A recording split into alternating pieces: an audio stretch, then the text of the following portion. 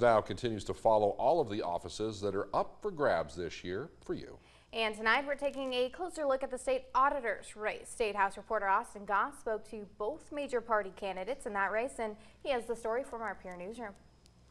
The state auditor is responsible for maintaining payroll in the state, handling the state's checkbook, and conducting a pre-audit of all expenses. It's a job that incumbent Republican Rich Sattgast has done for 4 years, and it's his second stint doing so. The Spearfish native served in the Army for 12 years and has been both the auditor and the treasurer since 2003. He argues that continuity is important with this job.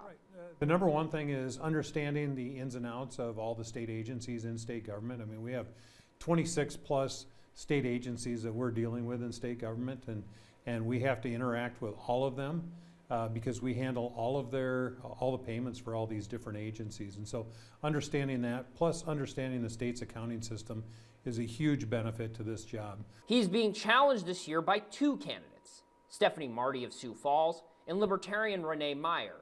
Meyer did not immediately return a request for an interview. Marty is also a veteran of the Air Force who has worked with finance and auditing specifically in the private sector. Marty says the state constitution is vague around the auditor's duties, which could provide an opportunity to expand the office's role. I think we need to establish those responsibilities in the Constitution and honestly pull that audit process back under the state auditors so they're not subject to the whims of the legislature, and make it more tuned to finding fraud. Sattgast points out that a new accounting system is being implemented in the office, and it'll take someone with his experience to master. I've already been working with the governor's office on understanding what direction they're planning on going forward with and what they're going to be presenting to the legislature.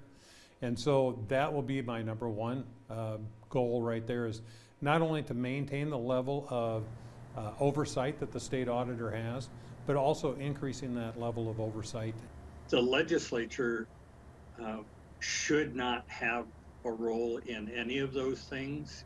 It should be, our responsibility should be to the people rather than to the whims of the legislature.